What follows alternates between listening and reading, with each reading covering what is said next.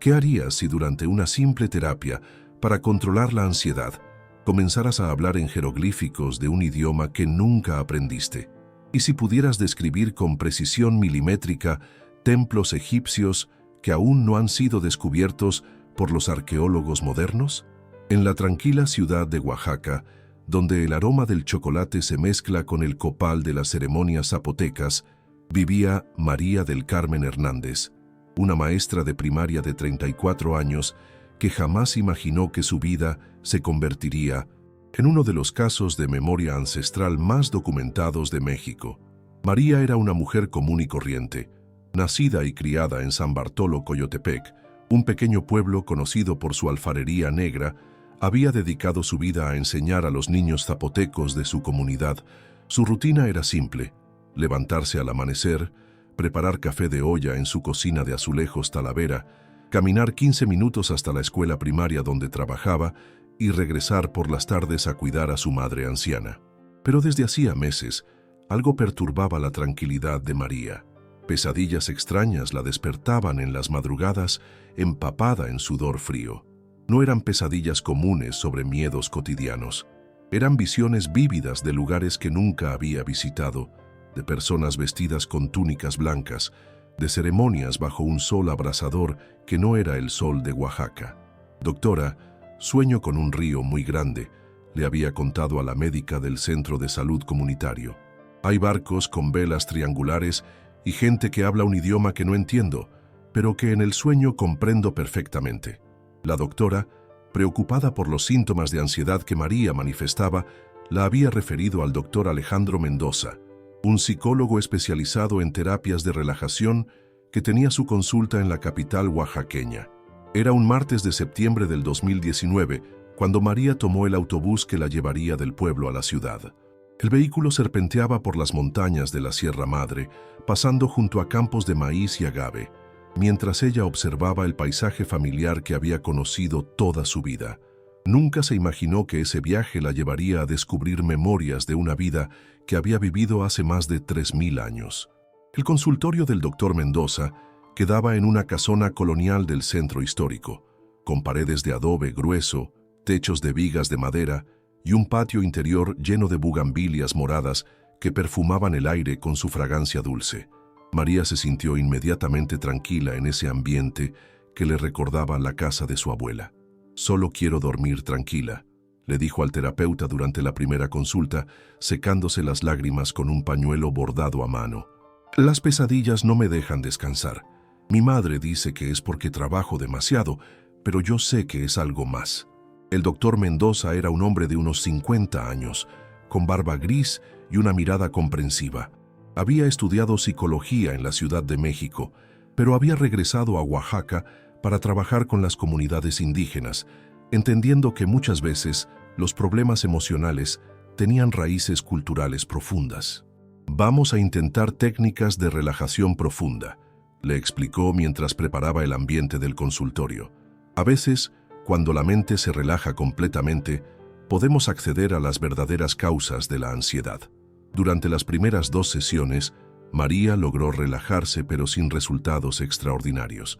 Hablaba de su trabajo, de sus preocupaciones por su madre enferma, de la dificultad económica que enfrentaba como maestra rural. Todo muy normal, muy terrenal. Pero durante la tercera sesión, un miércoles por la tarde, cuando el sol de otoño se filtraba a través de las ventanas coloniales, algo extraordinario comenzó a suceder. María yacía en el sillón reclinable con los ojos cerrados, respirando profundamente al ritmo que el doctor le había enseñado. Su rostro se relajó por completo, sus músculos se soltaron, y cuando el doctor Mendoza le pidió que describiera un lugar donde se sintiera completamente segura y en paz, las palabras que salieron de su boca no eran las que él esperaba escuchar. «Veo columnas enormes doradas que se reflejan en el agua sagrada», murmuró con una voz que parecía venir de muy lejos, con un tono y una cadencia diferentes a su manera habitual de hablar. «El sol del atardecer tiñe de naranja y rojo las piedras del templo. Puedo escuchar los cánticos de los sacerdotes que suben hacia los dioses. Hotep Netjer, Hotep Netjer, Dua Netjer». El doctor Mendoza se inclinó hacia adelante, confundido. María nunca había mencionado ningún interés por el antiguo Egipto, y esas palabras que estaba pronunciando sonaban como egipcio antiguo. María, ¿dónde estás exactamente? Estoy en el gran templo de Karnak, respondió sin la menor vacilación, como si estuviera describiendo su propia casa.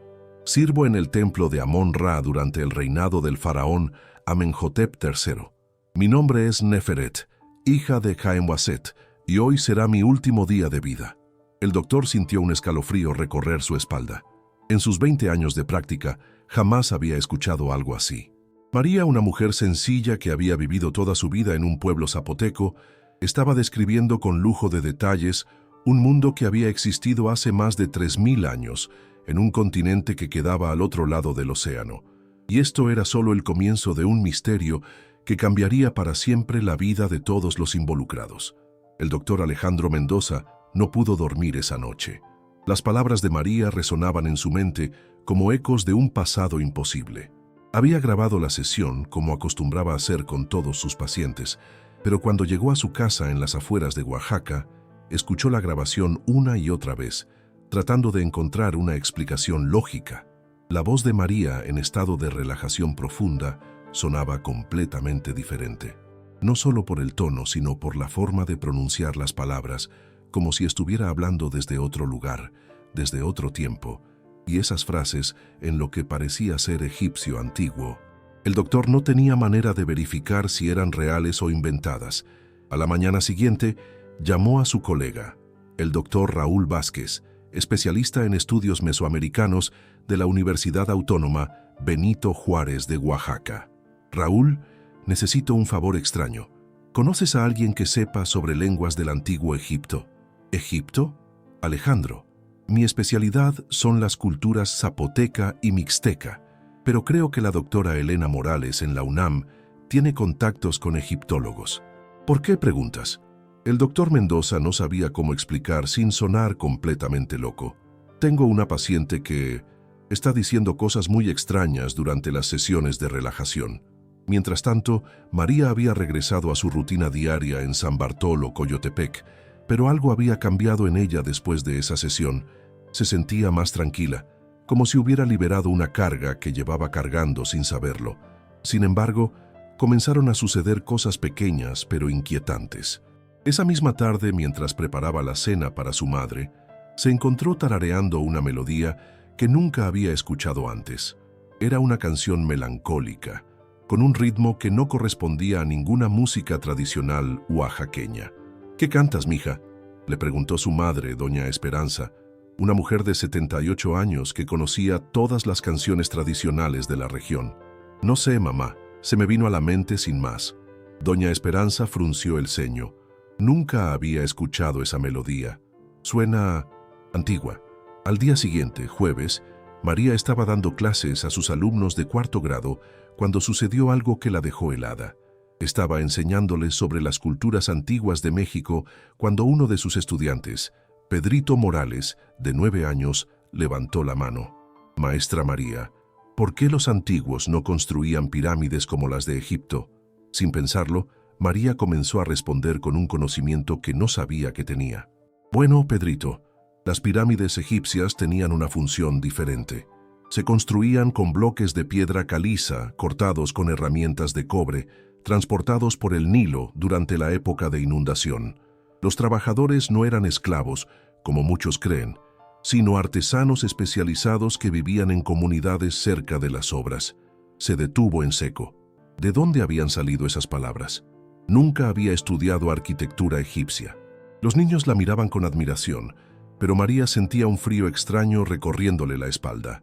Esa noche, mientras preparaba sus clases para el día siguiente, decidió buscar información sobre el antiguo Egipto en su vieja computadora. Lo que encontró la dejó sin palabras. Todo lo que había dicho a sus estudiantes era correcto. No solo correcto, sino detallado y preciso, como si hubiera estudiado el tema durante años.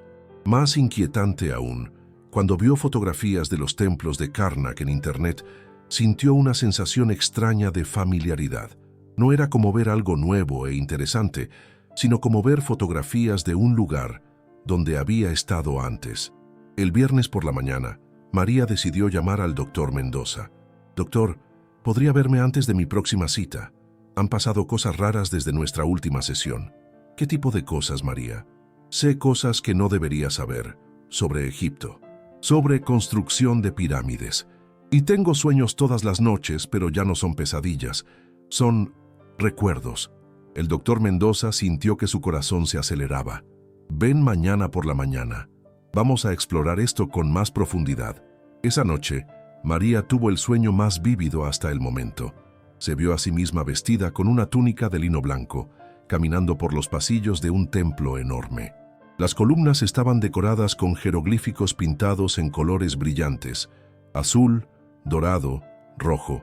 Podía sentir la textura de la piedra fría bajo sus pies descalzos, escuchar el murmullo de oraciones distantes, oler el incienso que se quemaba en los altares. En el sueño, sabía exactamente dónde estaba y a dónde se dirigía.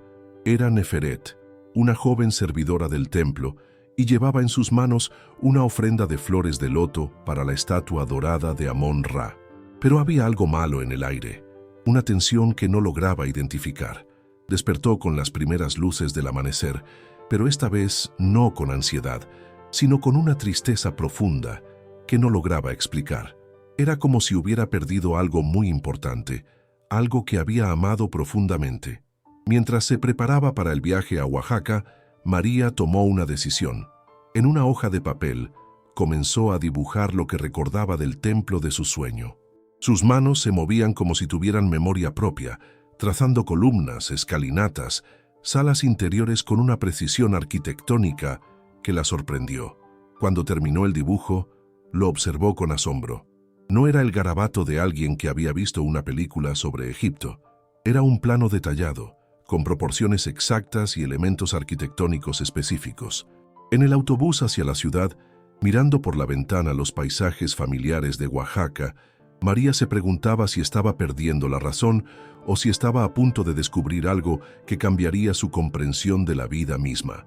No sabía que en unas horas el doctor Mendoza tendría en sus manos evidencia que haría tambalear todo lo que creía saber sobre la mente humana. El sábado por la mañana, María llegó al consultorio del doctor Mendoza cargando una carpeta manila llena de dibujos que había hecho durante la semana. Sus manos temblaban ligeramente mientras esperaba en la sala de espera, decorada con artesanías oaxaqueñas y el aroma familiar del café de olla que la secretaria preparaba cada mañana. «Buenos días, María. Te ves diferente», observó el doctor al recibirla. Era cierto. Había algo en sus ojos, una profundidad que no estaba ahí la semana anterior. «Doctor, necesito mostrarle algo antes de comenzar la sesión», dijo María, abriendo la carpeta con manos temblorosas. «No sé cómo explicar esto, pero desde nuestra última consulta, mi mente es como si hubiera despertado de un sueño muy largo». Los dibujos que María extendió sobre el escritorio dejaron al doctor Mendoza sin palabras. No eran simples bocetos, sino planos arquitectónicos detallados de templos, con medidas precisas, secciones transversales y elementos decorativos específicos. Cada trazo mostraba un conocimiento técnico que una maestra rural no debería poseer. «María, ¿dónde aprendiste a dibujar así?» «No lo sé, doctor. Es como si mis manos recordaran algo que mi mente consciente había olvidado. Mire este», dijo señalando un dibujo particularmente detallado. «Es el templo donde trabajaba, donde Neferet trabajaba. Puedo ver cada columna, cada jeroglífico, cada sala secreta». El doctor estudió los dibujos con creciente asombro. Los jeroglíficos que María había dibujado no eran garabatos aleatorios. Tenían la forma y proporción correctas, como si hubiera estudiado escritura egipcia durante años. «Necesito hacer algunas llamadas», murmuró el doctor. «Estos dibujos necesitan ser evaluados por expertos». Durante la sesión de relajación de esa mañana, María se sumergió aún más profundamente en las memorias de Neferet. Esta vez, no solo describía lugares, sino que comenzó a narrar eventos específicos con una precisión histórica inquietante. «Es el año 32 del reinado de Amenhotep XIII», relató con voz distante. «Ha llegado una caravana desde Nubia cargada de oro y marfil. Los sacerdotes están nerviosos porque han llegado noticias del norte. Hay problemas en las fronteras con los hititas». El doctor Mendoza grababa cada palabra, sabiendo que después tendría que verificar si existían registros históricos de esos eventos. El sumo sacerdote Ptahhotep está preocupado, continuó María. Los graneros del templo están medio vacíos porque la inundación del Nilo fue escasa este año. Los campesinos no han podido pagar todos sus tributos. De repente, la voz de María se quebró. Algo terrible va a pasar. Puedo sentirlo en el aire. Los soldados que llegaron ayer no trajeron buenas noticias. Hay una rebelión en el Alto Egipto y el faraón ha ordenado. María comenzó a temblar violentamente y el doctor decidió interrumpir la sesión. Esa tarde el doctor Mendoza llamó a la doctora Elena Morales de la UNAM, quien lo conectó con el profesor James Richardson, un egiptólogo británico que estaba realizando investigaciones en México sobre posibles conexiones culturales prehispánicas. Profesor Richardson, sé que esto sonará extraño, pero tengo una paciente que afirma recordar vida pasada en el antiguo Egipto. Ha dibujado jeroglíficos y planos arquitectónicos con un nivel de detalle que me resulta imposible de explicar. Doctor Mendoza, he escuchado muchos casos similares. La mayoría resultan ser fantasías basadas en documentales o libros. ¿Podría enviarme fotografías de los dibujos? Cuando el profesor Richardson recibió las imágenes por correo electrónico esa noche, su reacción fue inmediata. Llamó al doctor Mendoza a las 11 de la noche. Doctor, necesito ver a su paciente en persona. Estos dibujos, algunos de los jeroglíficos que ha trazado, corresponden a inscripciones que solo fueron descubiertas el año pasado en excavaciones en Luxor. No hay manera de que una persona sin entrenamiento egiptológico tenga acceso a esta información. ¿Está seguro, profesor? Completamente. Más aún, el plano arquitectónico que dibujó coincide con las ruinas de un templo menor en Karnak que apenas estamos comenzando a excavar. Mire, doctor, yo soy un hombre de ciencia, pero lo que me está mostrando desafía toda explicación racional. El domingo por la mañana, María despertó con un sueño tan vívido que le tomó varios minutos darse cuenta de que estaba en su cama, en su casa de San Bartolo Coyotepec, y no en los aposentos de las servidoras del templo de Karnak. En el sueño, había estado presente en una reunión secreta entre los altos sacerdotes. Hablaban de una conspiración para derrocar al faraón, de documentos robados, de alianzas secretas con nobles descontentos. Y ella, Neferet, había escuchado algo que no debía haber escuchado. Tomó papel y lápiz y comenzó a escribir todo lo que recordaba. Nombres, fechas, detalles de la conspiración. Escribía en español, pero ocasionalmente, sin darse cuenta, trazaba jeroglíficos entre las líneas, como si su mente estuviera alternando entre dos sistemas de escritura separados por 3 milenios. Cuando terminó de escribir, leyó lo que había plasmado en el papel y sintió un escalofrío. No era solo una historia inventada. Tenía la certeza absoluta de que todo lo que había escrito había sucedido realmente hace más de 3000 años, en los pasillos dorados de un templo a orillas del Nilo, y tenía la terrible sensación de que esos recuerdos la estaban llevando hacia el momento de la muerte de Neferet, hacia el final trágico que había estado evitando recordar.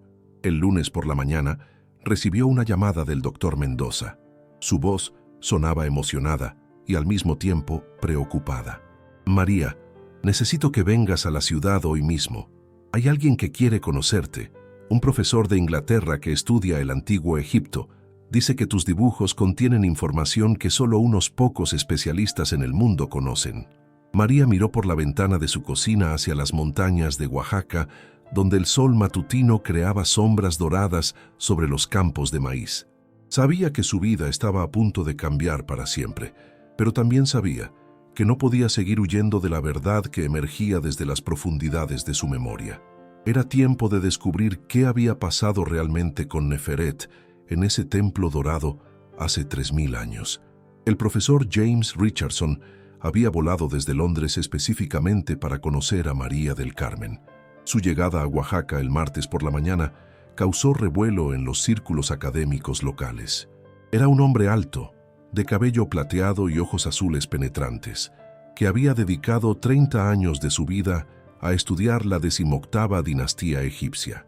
La reunión se organizó en el Salón de Conferencias de la Biblioteca Central de Oaxaca, un edificio colonial que contrastaba dramáticamente con los modernos centros de investigación donde Richardson acostumbraba trabajar.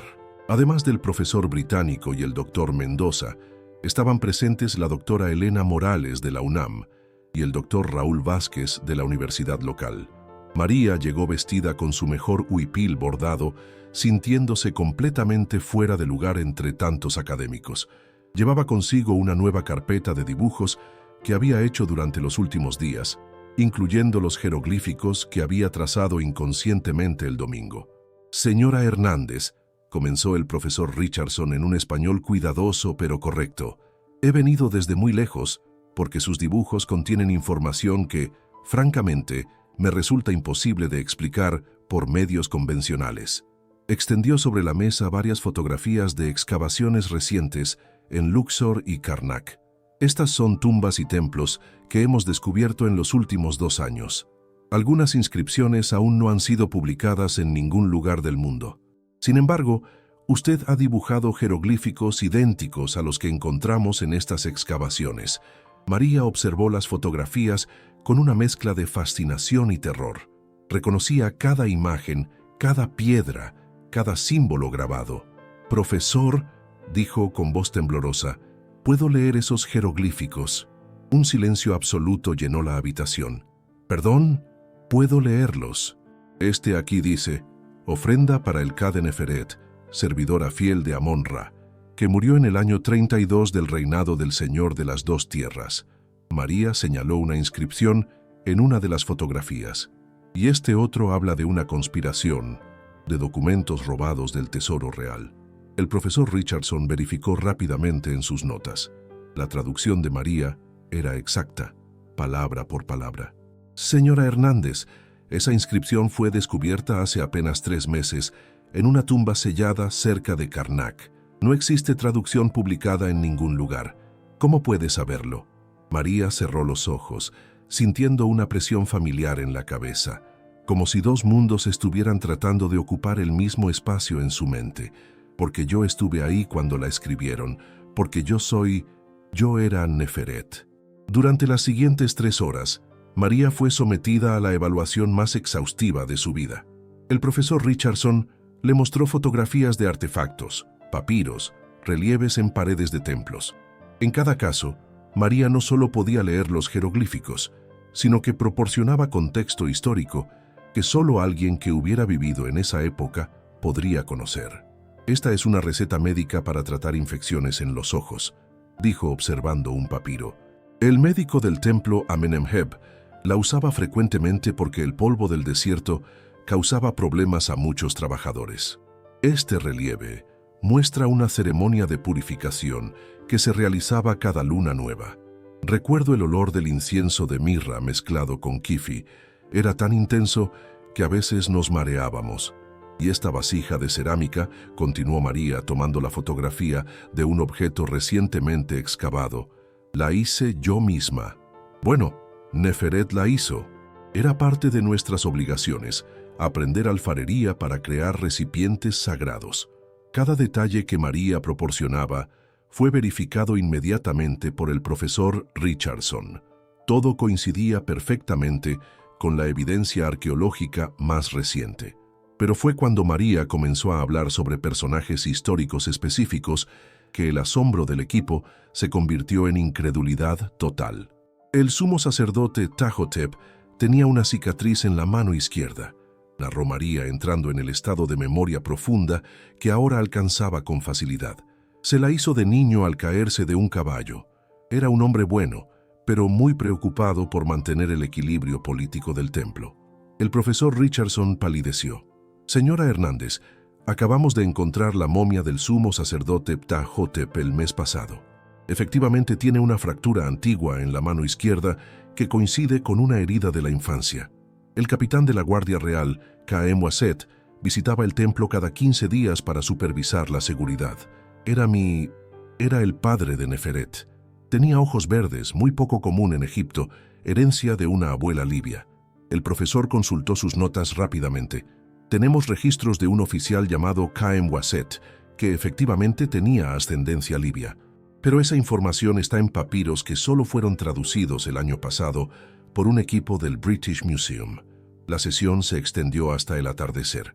Cada revelación de María era más imposible que la anterior, pero cada una era verificable y precisa.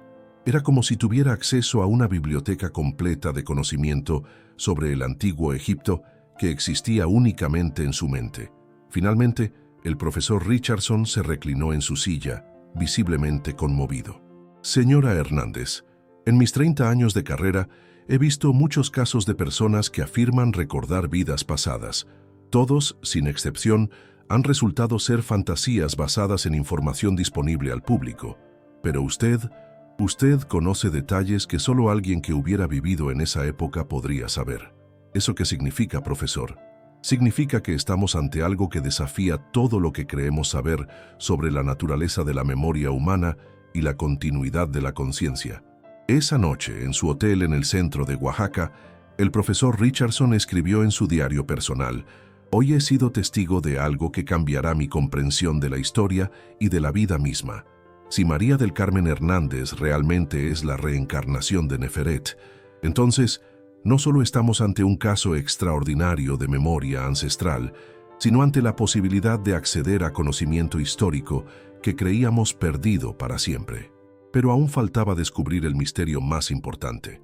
¿Qué había pasado exactamente en los últimos días de la vida de Neferet? ¿Por qué sus memorias habían llegado hasta una maestra zapoteca en las montañas de Oaxaca 3000 años después de su muerte? La respuesta llegaría muy pronto y sería más extraordinaria de lo que cualquiera podría haber imaginado. El miércoles por la mañana, María despertó con la sensación de que algo terrible estaba a punto de ser revelado. Los recuerdos llegaban ahora con una intensidad abrumadora, como si las compuertas de una presa ancestral hubieran sido abiertas de par en par. Sabía que las memorias la estaban llevando inexorablemente hacia los últimos días de Neferet, hacia el momento que había estado evitando recordar. El profesor Richardson había decidido quedarse una semana más en Oaxaca para documentar exhaustivamente el caso. Esa mañana se reunieron nuevamente en la biblioteca, pero esta vez con equipo de grabación profesional y un equipo de expertos que habían llegado desde la Ciudad de México.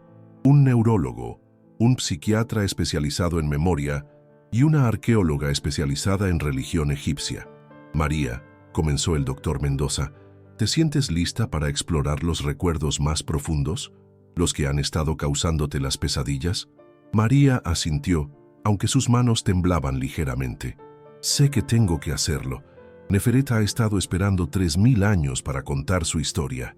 Bajo relajación profunda, María comenzó a relatar los eventos que habían marcado el final de la vida de Neferet. Su voz adquirió nuevamente esa cualidad atemporal, como si estuviera narrando desde el mismo corazón del antiguo Egipto.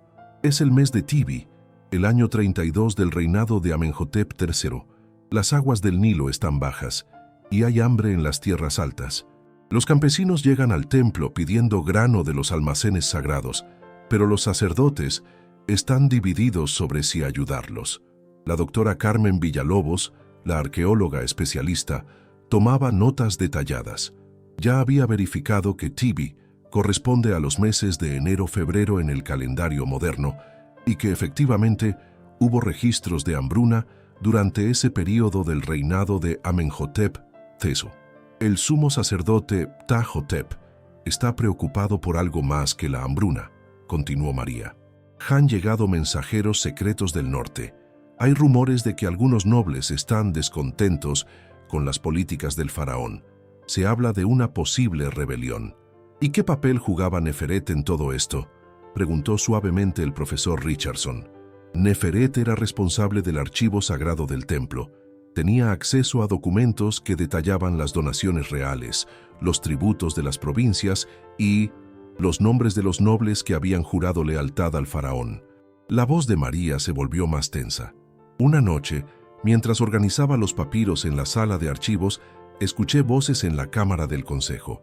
El sumo sacerdote estaba reunido con hombres que no reconocí. Hablaban en susurros, pero pude escuchar fragmentos. ¿Qué escuchaste? Hablaban de cambiar las listas de tributos, de falsificar documentos reales, de redirigir oro destinado al tesoro del faraón hacia los cofres de nobles rebeldes. Era traición, alta traición, María comenzó a agitarse. Su respiración se aceleró. Uno de los hombres dijo mi nombre. Habían notado que yo estaba ahí durante sus reuniones anteriores. Sabían que podía leer y escribir. Sabían que tenía acceso a los archivos. Pensaban que era una amenaza. El doctor Mendoza monitoreaba cuidadosamente los signos vitales de María. Su corazón latía aceleradamente, como si estuviera reviviendo un momento de terror real. Al día siguiente, el sumo sacerdote me llamó a su cámara privada. Sus ojos ya no eran los mismos. Me pidió que le entregara ciertos documentos del archivo, papiros que contenían información sobre las rutas comerciales y los depósitos de oro del reino. ¿Qué hiciste? Le dije que no podía hacerlo sin una orden directa del faraón. Era la ley sagrada del templo. Nadie podía acceder a esos documentos sin autorización real. La voz de María se quebró. Esa fue mi sentencia de muerte. El silencio en la habitación era absoluto. Solo se escuchaba el zumbido suave del equipo de grabación y la respiración contenida de los presentes. Esa noche, 2 guardias del templo vinieron a buscarme. Me dijeron que el sumo sacerdote quería verme en las cámaras subterráneas, donde se guardaban los tesoros más sagrados. Sabía que era una trampa, pero no tenía opción. Me llevaron por pasadizos que pocas personas conocían, escaleras de piedra que descendían hacia las profundidades del templo. Allí estaba Ptahhotep con 3 hombres más. Uno de ellos era mi propio padre, Khem-Waset. La revelación cayó como un rayo sobre los presentes. Khem-Waset, el capitán de la Guardia Real, que Neferet había mencionado antes como su padre, estaba involucrado en la conspiración. Mi padre había elegido el poder sobre la familia, la riqueza sobre la lealtad. Los conspiradores le habían prometido tierras y oro a cambio de usar su posición para facilitar el golpe contra el faraón. Me dijeron que tenía 2 opciones: entregar los documentos y unirme a la conspiración, o morir como traidora al templo. Les dije que prefería morir antes que traicionar al faraón y a los dioses. María comenzó a sollozar. Las lágrimas corrían por sus mejillas mientras revivía los últimos momentos de Neferet. Me encerraron en una cámara sellada en lo más profundo del templo. Era pequeña, sin ventanas, solo con una antorcha que se apagó después de algunas horas. Me dejaron ahí para que muriera lentamente, para que tuviera tiempo de cambiar de opinión. Pero yo sabía algo que ellos no sabían. En esa cámara había un papiro oculto, un documento que mi maestro escribano había escondido años antes. En él estaban registrados todos los nombres de los conspiradores, todas sus reuniones secretas, todo el plan para derrocar al faraón. El profesor Richardson se inclinó hacia adelante. ¿Qué hiciste con ese documento? Con mis últimas fuerzas, en la oscuridad total, escribí un mensaje en el reverso del papiro. Conté toda la verdad sobre la conspiración y escondí el documento en una grieta de la pared, sellándolo con cera de una vela que logré encender con pedernal. Morí ahí, en esa cámara, pero sabía que algún día la verdad sería descubierta. En mis últimos momentos pedí a los dioses que mi alma no descansara hasta que la justicia fuera hecha. María abrió los ojos bruscamente, empapada en sudor, temblando como si acabara de escapar de una tumba real. «Profesor», dijo con voz ronca, «ese documento todavía está ahí, en las cámaras subterráneas del templo de Karnak. Todo lo que necesitamos hacer es encontrarlo». El profesor Richardson y su equipo se miraron entre sí. Si María tenía razón, no solo habían encontrado el caso de reencarnación más documentado de la historia, sino que también tenían la clave para descubrir una conspiración que había permanecido oculta durante 3 milenios. La pregunta ahora era, ¿se atreverían a buscar la evidencia que podría cambiar para siempre nuestra comprensión de la historia egipcia? 3 meses después de las revelaciones de María en Oaxaca, un equipo internacional de arqueólogos se reunió en Luxor, Egipto. El profesor Richardson había logrado conseguir permisos especiales del Ministerio de Turismo y Antigüedades egipcio para explorar las cámaras subterráneas del templo de Karnak, basándose en la información proporcionada por una mujer zapoteca que afirmaba recordar haber muerto ahí hace 3000 años. La noticia había causado sensación en los círculos académicos mundiales. Por primera vez en la historia, una expedición arqueológica se basaría completamente en los recuerdos de una supuesta reencarnación. María había viajado a Egipto acompañada del doctor Mendoza y un equipo de documentalistas de National Geographic que habían obtenido derechos exclusivos para filmar la búsqueda. Cuando el avión aterrizó en el aeropuerto de Luxor y María puso pie en suelo egipcio por primera vez en su vida, su reacción fue inmediata y emotiva. Es como volver a casa después de un viaje muy largo, murmuró mientras lágrimas corrían por sus mejillas. El aire seco del desierto, el olor particular de la arena milenaria, la forma en que la luz del sol se reflejaba en el río Nilo a la distancia, todo le resultaba dolorosamente familiar. Al día siguiente, el equipo se dirigió al complejo de templos de Karnak. María caminó por los pasillos de columnas gigantescas como si hubiera estado ahí ayer, guiando al grupo con una seguridad que asombró a todos los presentes. El acceso a las cámaras subterráneas está por aquí, dijo dirigiéndose hacia una sección del templo que raramente visitaban los turistas. Pero la entrada original está sellada. Tendremos que buscar el acceso de servicio que usaban los trabajadores. Efectivamente, después de 2 horas de búsqueda encontraron una abertura estrecha, parcialmente cubierta por escombros milenarios. Las cámaras subterráneas de Karnak eran conocidas por los arqueólogos, pero nunca habían sido completamente exploradas debido a su complejidad y los riesgos de colapso. Por favor, tengan mucho cuidado, advirtió María mientras descendían por escalones de piedra desgastados por el tiempo. Estas cámaras fueron diseñadas para confundir a los ladrones de tumbas. Hay pasadizos falsos y trampas. La doctora Sarah Mitchell, arqueóloga británica especializada en arquitectura de templos egipcios, documentaba cada paso del descenso. Señora Hernández, ¿cómo puede estar tan segura de la distribución de estas cámaras? Porque pasé los últimos años de mi vida, de la vida de Neferet trabajando aquí. Conozco cada piedra, cada pasadizo, cada cámara secreta. Después de descender por 3 niveles de escaleras y pasillos angostos, llegaron a una sala circular con varias aberturas que se adentraban en la oscuridad. María se dirigió sin vacilación hacia uno de los pasadizos. Es por aquí. La cámara donde murió Neferet está al final de este corredor. El pasadizo era estrecho y claustrofóbico. Los miembros del equipo tenían que caminar en fila india, iluminándose con linternas potentes que creaban sombras danzantes en las paredes de piedra. María iba adelante, moviéndose con una confianza que contrastaba dramáticamente con la cautela del resto del grupo. «Ya casi llegamos», murmuró. Puedo sentir el miedo de Neferet, la desesperación de sus últimos momentos». Finalmente llegaron a una pequeña cámara rectangular de aproximadamente 3 metros por 2 metros. Estaba completamente vacía, a excepción de algunas marcas en las paredes que podrían haber sido hechas por herramientas o por uñas humanas. María se dirigió inmediatamente hacia la pared del fondo.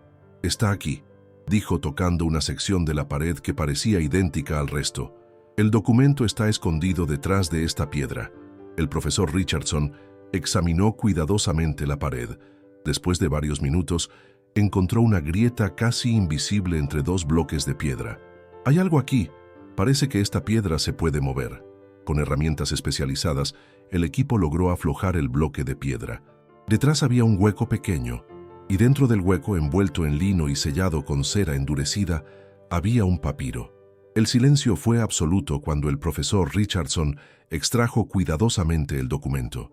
Después de 3000 años, el papiro de Neferet veía nuevamente la luz. «No podemos abrirlo aquí», dijo la doctora Mitchell. «Necesitamos llevarlo al laboratorio del museo para preservarlo adecuadamente». 2 días después, en el laboratorio de conservación del Museo de Luxor, un equipo de especialistas abrió cuidadosamente el papiro de Neferet. Las cámaras de National Geographic registraron cada momento histórico. El documento estaba en perfecto estado de conservación. La primera parte contenía registros administrativos del templo, pero cuando lo voltearon, encontraron el mensaje que Neferet había escrito con sus últimas fuerzas. La doctora Fátima al-Rashid, egiptóloga del Museo Egipcio de El Cairo, fue la encargada de traducir el texto. Su voz temblaba mientras leía en voz alta: «Yo, Neferet, hija de Khem-Waset, servidora fiel de Amón-Ra, escribo estas palabras en mis últimas horas para que la verdad no muera conmigo. El sumo sacerdote Ptahhotep y nobles traidores conspiran contra nuestro señor Amenhotep XIII. Los nombres de los conspiradores son... La lista incluía a 15 nobles de alto rango, 3 sacerdotes principales y varios oficiales militares, incluyendo a Khaem Wasset, el padre de Neferet. El plan es apoderarse del tesoro real durante la celebración del festival de Opet, continuó la traducción. Han falsificado órdenes del faraón para redirigir caravanas de oro hacia sus propios almacenes. Tienen el apoyo de mercenarios nubios y planean proclamar como nuevo faraón a Amenemheb, hermano del visir. El documento proporcionaba detalles específicos sobre fechas, lugares de reunión, códigos secretos y métodos para falsificar documentos reales. Era la descripción más detallada de una conspiración política del antiguo Egipto que jamás había sido descubierta. Si alguien encuentra este mensaje, concluía el texto, que sepa que morí defendiendo la verdad y la lealtad al faraón legítimo. Que los dioses juzguen a los traidores. El profesor Richardson estaba visiblemente emocionado. Este documento reescribirá los libros de historia. No solo confirma la existencia de Neferet tal como María la describió, sino que revela una conspiración que nunca habíamos sospechado. La doctora Al-Rashid continuó estudiando el papiro. Hay algo más. En los márgenes Neferet escribió una oración dirigida a los dioses. Pide que su alma no descanse hasta que la justicia sea hecha, hasta que la verdad sea conocida. María, que había observado toda la traducción en silencio, finalmente habló. Ahora entiendo por qué regresé. Neferet no podía descansar mientras la historia creyera que había sido una simple servidora del templo. Necesitaba que el mundo supiera que murió como una heroína, defendiendo la lealtad y la verdad. Esa noche, en su hotel junto al Nilo, María sintió por primera vez en meses una paz profunda. Las memorias de Neferet seguían ahí, pero ya no como un peso aplastante, sino como un tesoro preciado que había cumplido su propósito. El descubrimiento del papiro de Neferet se convirtió en noticia mundial. Los principales museos del mundo pidieron prestado el documento para exhibiciones especiales.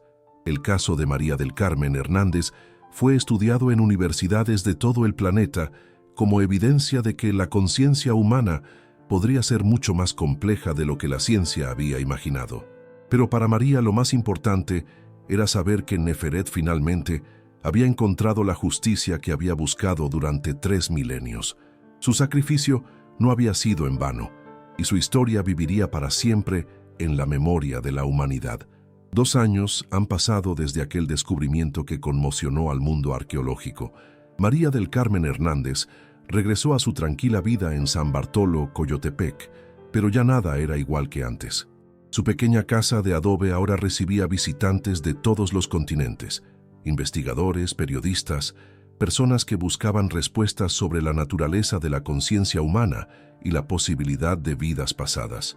El pueblo zapoteco se había transformado también. Lo que antes era conocido únicamente por su alfarería negra, ahora aparecía en mapas internacionales como el hogar de la mujer que recordaba el antiguo Egipto. Los habitantes locales, inicialmente escépticos, habían llegado a sentirse orgullosos de su vecina que había hecho historia. «Nunca pensé que nuestra María llegaría tan lejos», decía doña Esperanza, la madre de María, mientras servía café de olla a los últimos visitantes que habían llegado desde Japón. «Siempre supe que tenía algo especial, pero esto...» María conservaba los recuerdos de Neferet, pero ya no la perturbaban. Era como tener en su mente una biblioteca antigua que podía consultar cuando quería, sin que interfiriera con su vida diaria. Seguía enseñando en la escuela primaria, seguía cuidando a su madre, seguía participando en las festividades del pueblo. Sin embargo, había desarrollado una pasión nueva, la historia antigua. Con las regalías del libro que había escrito sobre su experiencia y el documental de National Geographic, había establecido una pequeña biblioteca en su casa, especializada en egiptología y culturas antiguas. Niños de todo Oaxaca venían a escuchar sus relatos sobre el antiguo Egipto, narrados con una autenticidad que ningún libro de texto podría igualar. Neferet era una mujer muy valiente. Les contaba a sus estudiantes mientras les mostraba fotografías del papiro que había sido encontrado gracias a sus memorias. Vivía en una época donde las mujeres tenían pocas oportunidades de cambiar el mundo, pero ella eligió la verdad por encima de su propia seguridad. El profesor Richardson se había convertido en un amigo cercano de la familia. Visitaba Oaxaca cada 6 meses, no solo para continuar documentando el caso de María, sino porque había encontrado en este rincón de México una perspectiva sobre la historia que nunca había imaginado posible. María, le había dicho durante su última visita, has cambiado la forma en que entendemos el pasado. Ya no vemos la historia solo como fechas y eventos documentados, sino como experiencias humanas que de alguna manera pueden trascender el tiempo. El caso había generado una nueva rama de estudio académico, la arqueología de memoria ancestral. Universidades de todo el mundo estaban investigando otros casos similares, tratando de entender si la experiencia de María era única o si representaba un fenómeno más amplio de la conciencia humana. Pero quizás el cambio más profundo había ocurrido en la propia María. Ya no era solo una maestra rural zapoteca, sino una guardiana de memorias ancestrales, un puente entre el pasado y el presente.